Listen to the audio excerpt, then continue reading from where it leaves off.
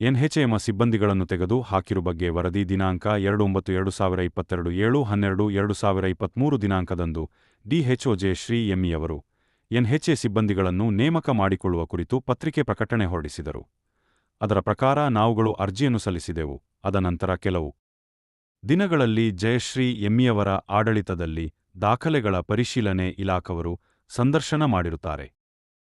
ಸಿಬ್ಬಂದಿಗಳನ್ನು ಕಾನೂನುಬಾಹಿರವಾಗಿ ಆಯ್ಕೆ ಮಾಡಿಕೊಂಡಿದ್ದಾರೆಂದು ಹೇಳಿ ಕರ್ತವ್ಯದಿಂದ ಬಿಡುಗಡೆ ಮಾಡಿರುವ ಕುರಿತು ಮಾನ್ಯರೇ, ಮೇಲ್ಕಾಣಿಸಿದ ವಿಷಯಕ್ಕೆ ಸಂಬಂಧಿಸಿದಂತೆ ಈ ಕೆಳಗೆ ಸಹಿ ಮಾಡಿರುವ ಎನ್ಎಚ್ಎಂ ಸಿಬ್ಬಂದಿಗಳಾದ ನಾವುಗಳು ತಮ್ಮಲ್ಲಿ ವಿನಂತಿಸಿಕೊಳ್ಳುವುದೇನೆಂದರೆ, ದಿನಾಂಕ 29/2022, 2/9/2022, 7/12/2023 ಈ ದಿನಾಂಕದಂದು ಡಿಎಚ್ಒ ಆದಂತಹ ಡಾಕ್ಟರ್ ಜಯಶ್ರೀ ಎಂಇಯವರು ಎನ್ಎಚ್ಎಂ ಸಿಬ್ಬಂದಿಗಳನ್ನು ನೇಮಕ ಮಾಡಿಕೊಳ್ಳುವ ಕುರಿತು ಪತ್ರಿಕಾ ಪ್ರಕಟಣೆಯನ್ನು ಹೊರಡಿಸಿದ್ದರು.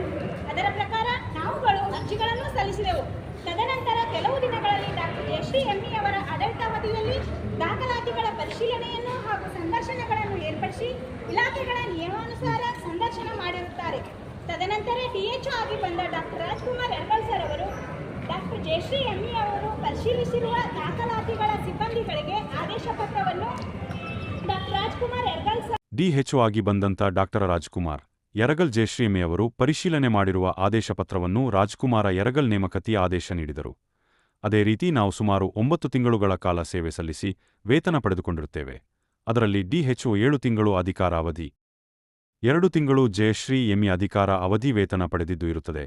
ಎಲ್ಲ ಅಭ್ಯರ್ಥಿಗಳಕ್ಕೆ 2 ನೋಂದಣಿ ಹಾಗೂ ಹೆತ್ತಾರ್ಎಂಎಸ್ ಐಡಿ ಮತ್ತು ಪಿಎಫ್ ಖಾತೆಗಳು ಸಿದ್ಧಗೊಳಿಸಿರುತ್ತಾರೆ.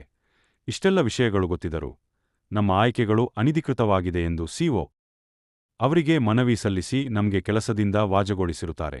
ಇದರಿಂದಾಗಿ ನಮ್ಮೆಲ್ಲರ ಕುಟುಂಬಗಳು ಬೀದಿಗೆ ಬಂದಿರುತ್ತದೆ. ನಾವೇನಾದರೂ ಮನ ನೊಂದು ಆತ್ಮಹತ್ಯೆ ಮಾಡಿಕೊಂಡ್ರೆ ಸರ್ಕಾರವೇ ನೇರ ಹೊಣೆ ಎಂದು ಬಾಗಲಕೋಟ ಜಿಲ್ಲಾ ಆಡಳಿತದ ಮುಂದೆ ಪ್ರತಿಭಟನೆ ಮಾಡುವುದರ ಮೂಲಕ ಡಿಸಿಯವರಿಗೆ ಮನವಿ ಸಲ್ಲಿಸಲಾಯಿತು.